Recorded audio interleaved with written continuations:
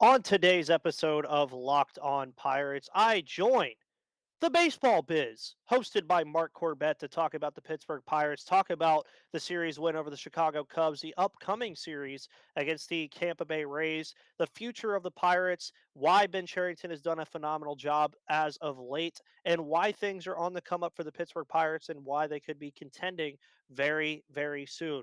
All of that and more today on the Locked On Pirates podcast. I am, of course, your host, Ethan Smith. Thank you for making me your first listen of the day every single day here on the Locked On Podcast Network, where it's your team every single day. And with that said, guys, let's get into today's episode. You are Locked On Pirates, your daily Pittsburgh Pirates podcast. Part of the Locked On Podcast Network, your team every day.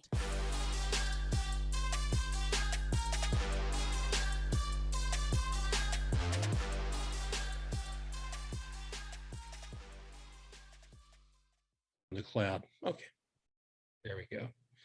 All right.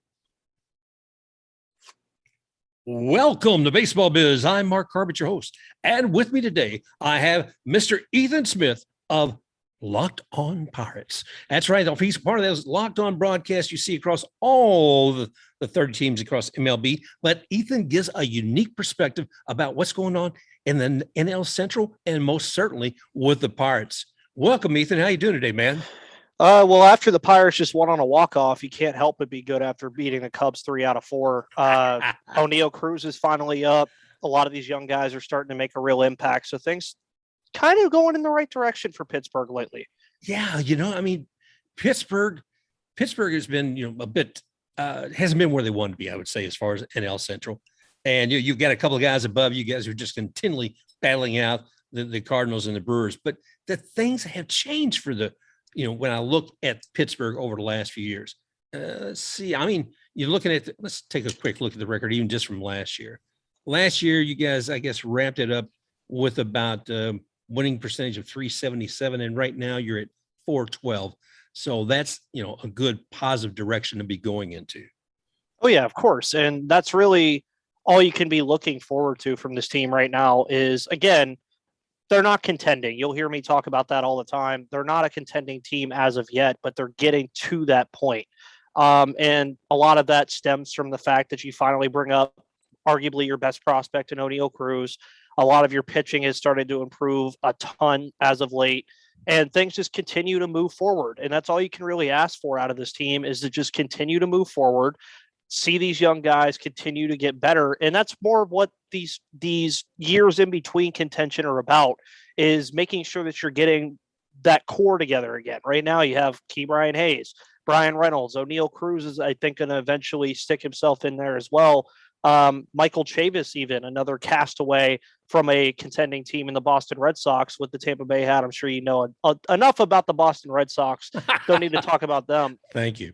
But it's exciting stuff. And this Cubs series with O'Neill Cruz and Bly Madris coming up was, I think, just a peek at what the Pirates are trying to do in the future. Well, to get there, like I said, the future, we don't all have an owner like Steve Cohen says, we're going to win right now. I'm going to spend millions of dollars and bring all these great players in and make a difference. A lot of us have to build things. Again, tracking some things as far as business with the Pirates, I've seen your all's farm system continue to grow, come up higher and higher in the rankings. A lot of things happened just a couple of years ago, though. A lot of this I thought started like around 2019 when some changes were made with the general manager. Mm-hmm. Yeah, and of course you move on from Neil Huntington, who had his good moments, of course, bringing the Pirates back to the postseason in 2013 through 2015, had his down moments, like the Chris Archer trade to Tampa Bay. And, it gets to the point where even now you're still seeing some of the players from his regime, like O'Neill Cruz. He made that trade for Tony Watson to go to Los Angeles to get O'Neill Cruz, not Ben Cherington. But Ben Cherington came in. I believe he came in with a plan. He wants to progress things forward. He wants to make things continue to move forward. And he's put an emphasis on putting these young guys on the field, letting them have their ups and downs. And that's something I don't think we've seen in a while. Of course, I wasn't alive to see it, but this team from 79 to the late 80s, early 90s had that big period where they didn't win. And then after that, they had that really long period until 2013 where they didn't win either. It takes time. And I know it's hard to be patient with an owner, as you said, that doesn't really spend money like that. But at some point, the talent's going to overtake that. And I think that's what we saw in 2013 with the likes of McCutchen, Neil Walker, Josh Harrison, Pedro Alvarez. Now you're just kind of moving into that next regime of Ke'Bryan Hayes, Reynolds, Cruz, Nick Gonzalez, Leover Peguero, etc. I mean, that list goes on as of right now until these guys prove themselves. Well, I think you're absolutely right as far as building and getting there. As a fan, we're all anxious to see that all the way to the championship right now, but that's not always going to happen. The thing to do as a fan is to enjoy the game that you're there today for. Be out there and who you're seeing playing well, seeing those young people come up, seeing them hit that first home run, all of those things. Those are the exciting parts of the game to me. If I go in and I weigh heavily on my mind, oh my gosh, are we going to win the division? Are we going to get a wild card, et cetera? And I can tell you, being a Rays fan for many years, it really hurt a lot. Yeah. And I saw Eric Neander come in as the GM. I thought, oh my gosh, he's getting rid of Evan Longoria. Is this man nuts? I started questioning everything he was doing, but it took a few years before those things came to fruition. By the way, thank you for Tyler Glass and Austin Meadows. But and even that, you look at, we had Austin Meadows for a couple of years, and we traded him off to the Tigers. We get Isaac Paredes coming here. Other night, 3 home runs in one night and another home run the next night. It's all comes from planning. It all comes from, planting the seed and being smart about the trade. So again, looking at some of the changes you had from the front office, not just Ben Cherington coming in. I want to talk in a minute about how he's brought some of these new guys up. But first, let's talk about your coach here. We got Derek Shelton. Derek Shelton. Yeah, man. Tell me a little bit about him. Of course, I believe he was a former hitting coach in Minnesota, comes over 2020, the most terrible time to come over for your first year. So I think this year is kind of like the first time he's had like kind of a normal year. Last year was even still kind of in that COVID realm. And he has his moments where he, for lack of a better word, he kind of just messes up a pitching change or the lineups are a little weird. But again, he's also probably hearing from the front office about what he has to do as well. But I think he is managing pretty well in terms of the lineups he does create every so often. Nobody's lineups are going to be perfect every single day, especially with a team like this where everything right now is still a grain of salt compared to the bigger picture. And having O'Neal Cruz, of course, helps build a lineup. And I'm liking what he's doing a lot. He has Ke'Bryan Hayes lead off a lot, which I think is a very good decision to have. Immediately follows it up with Brian Reynolds. Immediately follows it up with Jack Sawinski or Michael Chavis. And you're starting to see a lot of these guys gel together a lot more. And I think that's one thing that you really need to see is these guys gel together a lot more. And you hear about it from the guys that are coming up now is it's like, well, we've been playing minor league baseball together for 3 years and now we're all together. You want to create that kind of atmosphere and culture on the MLB roster as well. So making that imperative, gelling these guys together, making lineups more consistent is something he can improve on, but that will also come with time as well. Did you think some of these moves would happen sooner? Did you think you would see Cruz come up sooner than he did? He should have came up sooner than he did, but we all know that salary manipulation and arbitration manipulation are a very real thing still in Major League Baseball and something that the Tampa Bay Rays even have used to their advantage. Something the Pirates, I believe, are even using to their advantage as well. So should he have been up here sooner? Of course. Is he now? Yes. But, I mean, I would have expected it sooner if that would have gotten changed in the CBA. And the same thing is going to happen for a lot of these other top guys as well, like Quinn Priester, Carmen Mlodzinski, Nick Gonzalez, Leover Peguero. Those guys are going to get their service time manipulated just like O'Neal Cruz did. But at the end of the day, 5-6 years down the road when they have yet another year of control on the guy, we're not even going to remember these couple months that we didn't get to see O'Neal Cruz play. Today's episode, of course, is brought to you by the wonderful people over at Blue Nile. At BlueNile.com, you can celebrate all of life's special moments, from creating the custom engagement ring of her dreams to gifting a classic and timeless jewelry piece, all at prices you won't find at a traditional jeweler. Whether you're ready to pop the question or you're celebrating a milestone moment, find jewelry as unique as her with the modern convenience of online shopping at BlueNile.com. Blue Nile has simple tools that let you choose the diamond shape, size, and clarity, as well as setting style. Blue Nile's bench jewelers will then handcraft her perfect engagement ring, and each ring is one of a kind. But if you're looking for fine jewelry but having trouble choosing, Blue Nile has jewelry experts on hand 24/7, available via phone or chat to help you all the time to find a memorable gift at every budget. So make your moment sparkle with jewelry from BlueNile.com. And Locked On Pirates listeners get $50 off purchases of $500 or more. This podcast exclusive includes engagement. So use Locked On Pirates, and that's code Locked On. Plus, every order is insured, ships free, and arrives in discreet packaging so that they won't give away the special surprise inside. Shop stress free and find your forever peace, and go to BlueNile.com today. There you go. And that's the truth. I know I'm looking right now, and the Yankees, uh, God forbid I mention their name, but yeah, Aaron Judge right now, he's coming up in arbitration, I think this Friday. It's his 6th year, man, before he's become a free agent. You know, I think he did have a full, complete 6 years. They didn't manipulate him so much. I look at Joe Kelly, I think with the Cubs. I think he got manipulated. I was irate about that, but I realized these people are thinking, well, they're thinking from a mindset of a business person, and they're not thinking about a young man's career as a person, and they're not thinking about the fans. Mm-hmm. But that's me just being passionate and wouldn't put my finger in the front office too much, I guess. Yeah. And like you said, in the next few years, we won't even be thinking about that as far as O'Neill Cruz goes. So I'm looking forward to seeing a lot more coming from him. Tell us just about the last few days, because that's when all this has been going on. Everything from looking at, O'Neill Cruz to Sawinski was performing even well just a couple of days before that. And Bly Madris, is it Bly Madris? That's Madris. I honestly, everybody's pronounced it about 6 different ways. It's all good as long as he keeps hitting the baseball. I don't think anybody's really going to care about how to pronounce his name. But I do. It is Madrid. I believe it's Madris. That's what I use Baseball Reference for, as they tell you the pronunciations. But yeah, these last couple of days, I mean, they've won 4 out of their 5, or 4 out of 5 games.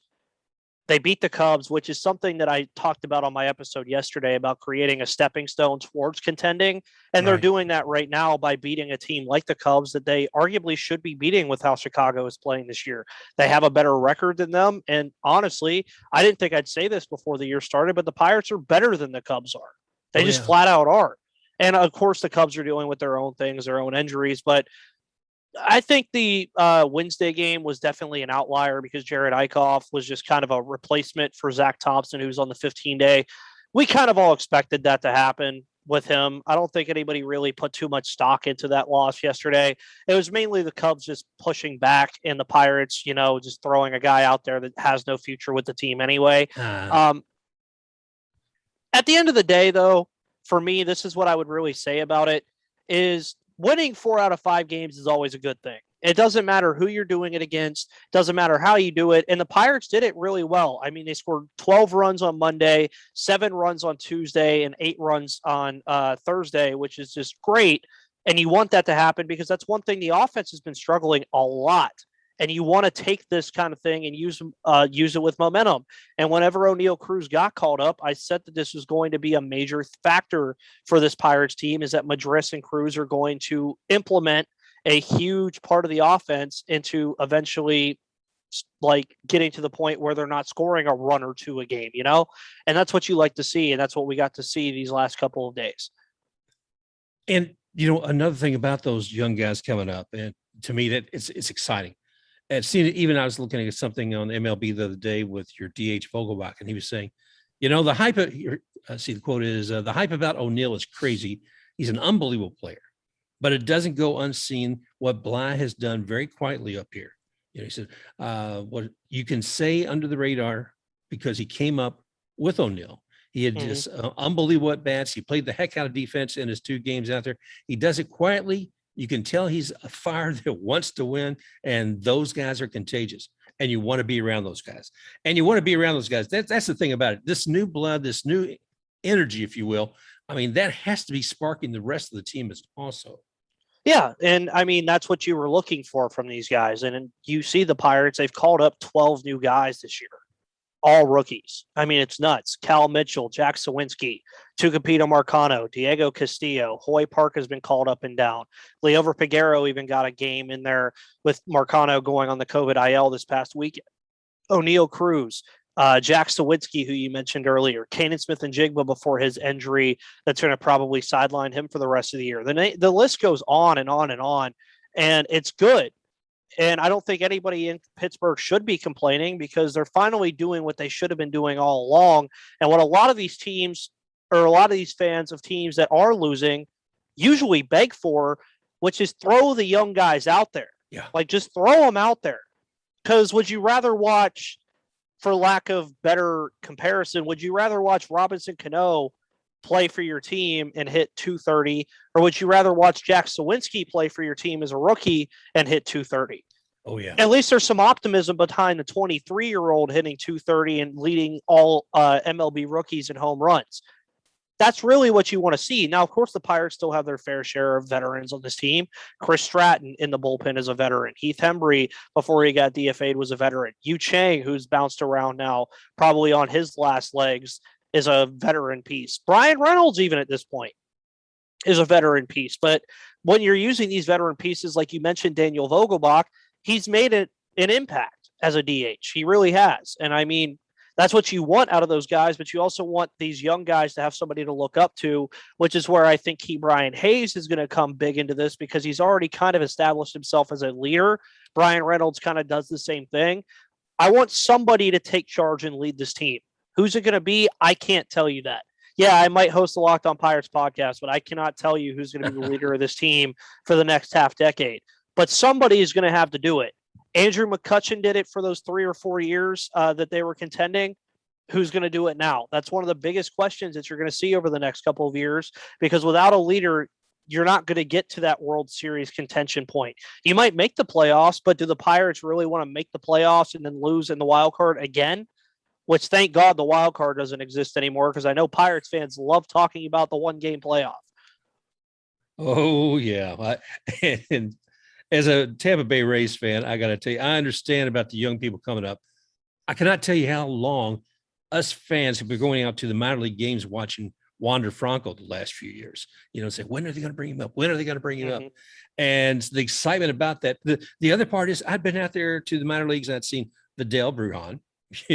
I'd been out there. There were some other ones that we had traded as well. And Taylor Walls, I saw him coming up and said, he's not here yet. And oh my gosh, we have Willie Adames doing shortstop. Where's he going to go? You guys know now, but good for him. We brought Franco in and just all this new talent. It's a very exciting time for the team right now. The Rays, they're really kind of going through a hard time with some players that are out injury, and some of them just not performing like you'd like to see. But going back to what you were saying, as far as leadership, we've had some great leaders on the team with the Rays. We had Charlie Morton. I mean, here's a guy, he's seasoned, he's quiet, and people listen and they learn when he does speak. We had Rich Hill, another seasoned pitcher, but also had a lot of respect from everybody on the team, and another quiet leader. Nelson Cruz, we had him for a little bit. Nelson did the same. And not to take anything away from the seasoned Corey Kluber, I don't think we have that same sort of energy that we had with those previous 3 gentlemen I just mentioned. So those are important pieces. The new energy of the young bloods coming up, plus some veterans who can kind of give some direction. And I don't know. Like I said, personally, I don't necessarily feel like the Rays have that this year. Maybe that's changing. We'll see. But the Pirates, to me, are the epitome of where that can go. So I'm excited for you guys.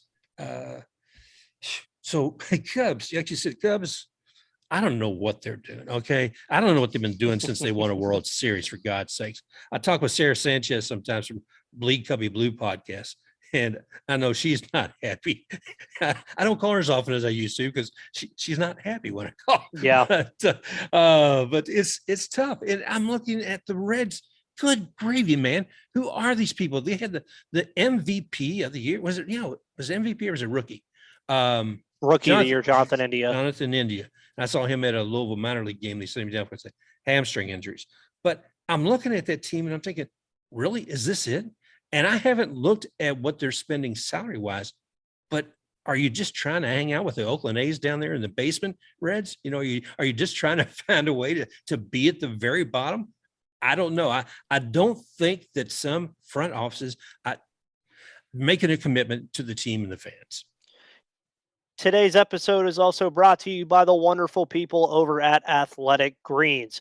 Our next partner has a product I use every day. I started taking Athletic Greens one because I, don't have time. I wanted better gut health, more energy, an optimized immune system. I hate taking pills and vitamins, and I wanted a supplement that actually tastes great and wanted to see what all the hype was about. So what is this stuff? Well, with one delicious scoop of AG1, you're absorbing 75 high-quality vitamins, minerals, whole food source superfoods, probiotics, and adaptogens to help you start your day right. The special blend of ingredients supports your gut health, your nervous system, your immune system, your energy, recovery, focus, and aging.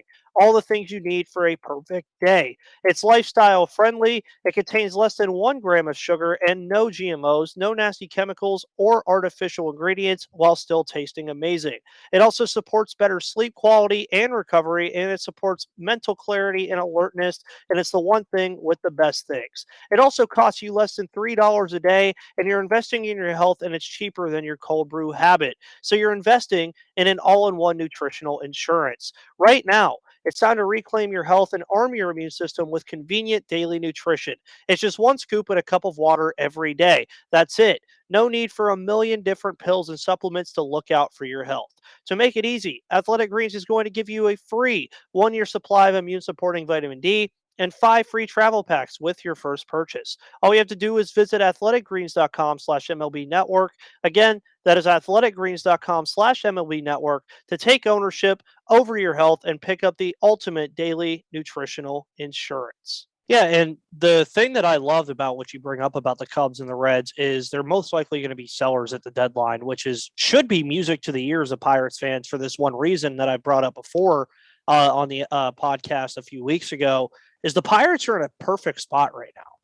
Albeit they're not contending at this current moment, but next year people are talking about, with the additions of a lot of these younger guys and maybe some off-season additions, that little cheap little spots to fill holes, the Reds and the Cubs aren't going to get any exponentially better over this calendar year. The Cardinals and the Brewers are going to always be like two pretty good teams. But if you're the Pirates, you're in third place with the team that you currently have constructed. Currently. That's not counting what O'Neal Cruz is going to be like a year from now. Oh, yeah. What Jack Sawinski is going to be like a year from now. And then you're throwing Quinn Priester into the fold. You're throwing 2020 number 1 overall pick Henry Davis into the fold next year. Extra wild card spot. 2 teams below you that arguably aren't going to get any better by July 2023. And that's not to say the Pirates will be either, but there's a really better chance that they are than the 2 other teams that you mentioned. The Cardinals and the Brewers are going to be there. They are. But if you could tell me that the Pirates can have a winning record, be third place in the NL Central, and compete for a spot next year, is that really that crazy to think about? I see it a very strong possibility. There's with what you guys have done, again, talking about the young bloods, but the energy is there. Talking about the energy, I wanted to part from specifically looking at players in front office for a moment. For a lot of baseball biz fans, I'd like to be able to give them an idea what it's like when they come to watch Pittsburgh, when they come to see the Pirates, when they come into the stadium. Can you give me a little bit about what that experience would be like? Well, it's always fun trying to talk about that because I do live in Georgia, but I've been to PNC Park a lot of times. I'm originally from Pittsburgh, as I've told people before, but I mean, probably the most beautiful scene that you'll ever see. I mean, you got the bridge in the background with the entire city skyline. The stadium itself is great. You can get phenomenal food. They've done a ton of renovations lately to PNC Park as well, which is very nice. And I'm sure Tampa fans are probably also hoping that they have renovations coming to a stadium soon. But it's also great because, I mean, when the Pirates are winning, people go to the games. People go to the games anyway, but when they're winning, man, they sell that stadium out. And seeing a sold out PNC Park, if you guys ever want to see anything cool for everybody listening, and my Locked On Pirates listeners who are also listening already know I mention this from time to time, just go and watch the 2013 wildcard game against the Reds. It's probably the most cool thing you'd ever see. The Pirates, I mean, Russell Martin hits that home run off Cueto after he drops the ball on the mound, and you thought that place was going to rip apart. You really did. I mean, it's just a bunch of people going nuts. And at its core, I really think Pittsburgh could be a baseball city if the team was consistently good. Of course, you're competing with the Steelers and the Penguins, which shout out to Locked On Penguins, Lockdown Steelers, because those two teams are just, they got it. They got the stars, they got the wins, they got the rings, everything you need. But at the end of the day, the atmosphere is there. They just need the team to be where it can be, which is what we've alluded to already, contending for a wild card spot or even eventually contending for a World Series. We like to have a joke that the Pirates are the 2025 World Series champions around here. So we'll see how that works out for us.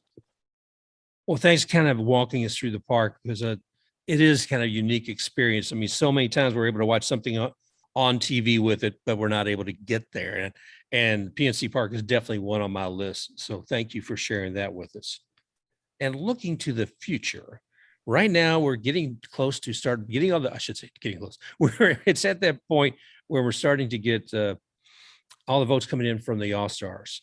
And have you got somebody from the Pirates you picked that said, this is the guy who should be representing the Pirates during the All-Star game? Probably Bednar, because I think he's just been a top 5 closer in all of baseball. As everybody knows, every team gets an all-star.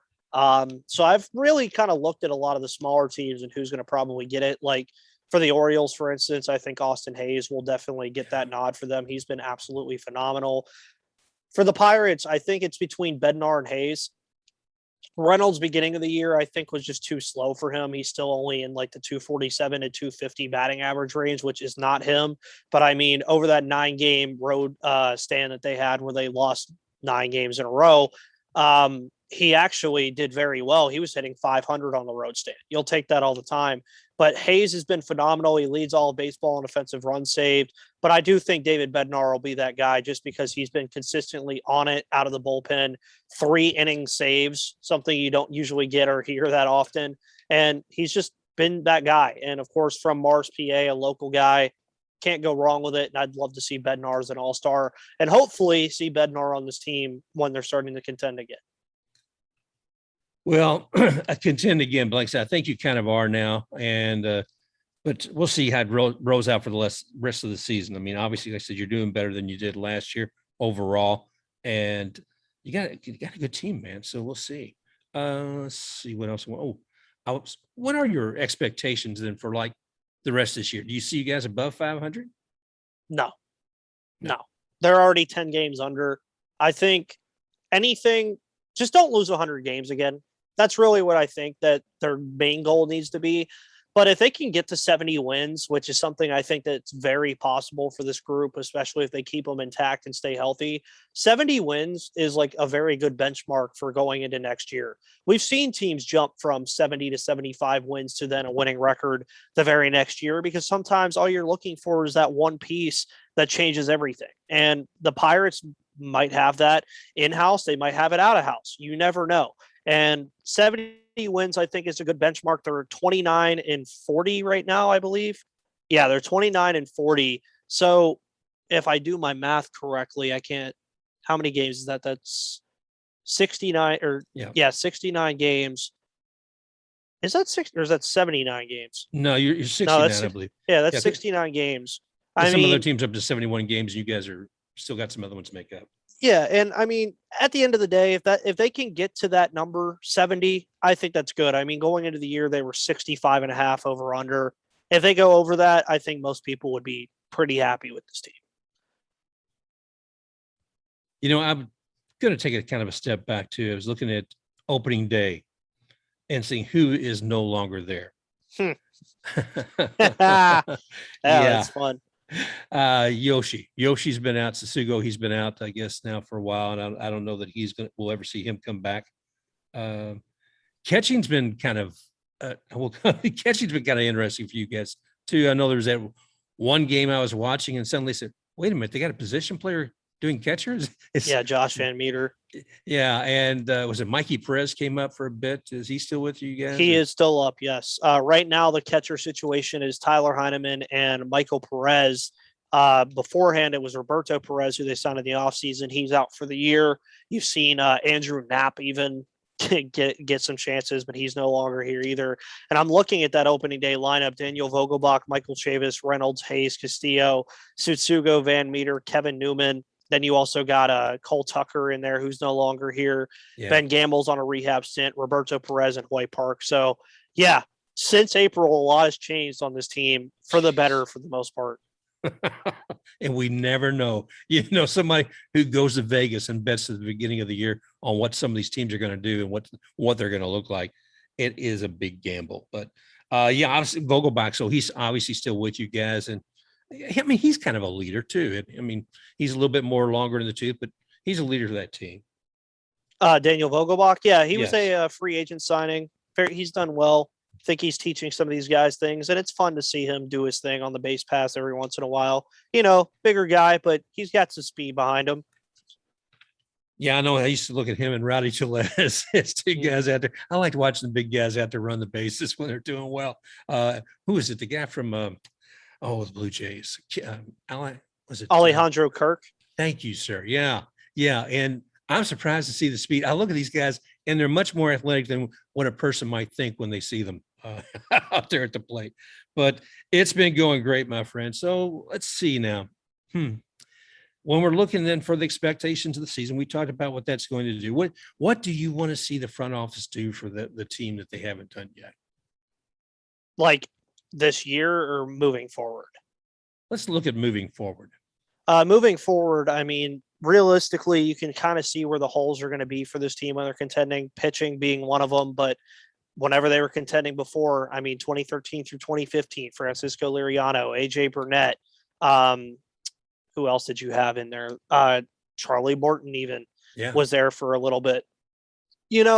So go find those guys like diamonds in the rough. Look at Tyler Anderson after he left his team last year, doing phenomenal in LA. Absolutely. And I've heard people say they needed to keep him. And I'm like, no, it was the right thing to trade him. It was definitely the right thing to move on from him.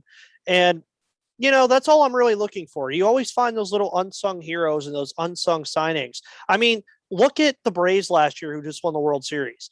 Acuna goes down and they bring in 3 outfielders at the trade deadline. Everybody thinks they're dead in the water, including me. I thought they were too. And they go and win the World Series. I mean, you go again to mention the 2013 through 2015 teams. Russell Martin was a free agent pickup. Francisco Cervelli was another guy that came in later in the fold that was very good. You continuously see these guys. Marlon Byrd. I mean, you see all these names that I bring up, and it's like, oh, not like a Hall of Famer or anything, but a good role player to sit around those guys like O'Neal Cruz and Key Brian Hayes and those top guys on your team that supplement and ultimately in September might be the difference between you making the playoffs or not making it at all. So that's what I want to see the front office do. Add rather than subtract. Add rather than subtract. That's a good strategy. Okay. We've been talking with Ethan, and that's Mr. Ethan Smith from looking at you at Twitter's at Locked On Parts. Is that correct? Yes, sir. And, all right. And you got a daily broadcast Monday through Friday, so you can catch up with what's going on in the parts there. Any other final words you want to share with our audience here on Baseball Biz? No. And also the audience from Locked On Pirates. So Baseball Biz and Locked On Pirates both going to kind of converge today. Really nice stuff. But yeah, make sure you guys come over here and follow this wonderful gentleman. Can't go wrong. Make sure you come over to my podcast as well if you're new. We're on YouTube, Spotify, Odyssey, Google Play, pretty much wherever you can find a podcast. We just reached 300 subscribers on YouTube the other day, which is awesome stuff. And of course, at MVP_Ethan is my main Twitter. You'll see the verified tag. I don't know how I got it, but I have it. So I'm pretty easy to find.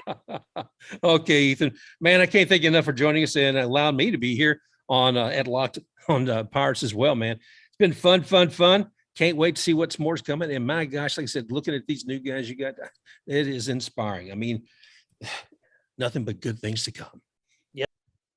That was today's episode with the Baseball Biz. Hope you guys enjoyed. On tomorrow's episode, we're going to be previewing the Tampa Bay Rays series, talking about everything else in the world of the Pittsburgh Pirates that's going on, as well as how this team can continue to win games moving forward. With that said, guys, thank you for tuning into today's episode. I am, of course, your host, Ethan Smith, who does the most. Thank you so much for tuning in, and make sure you check out the live NBA draft show tonight. Making me your first listen is awesome, and make that your second listen. And guys, have a phenomenal rest of your Thursday. Let's go Bucks, raise it, and you guys have a great day.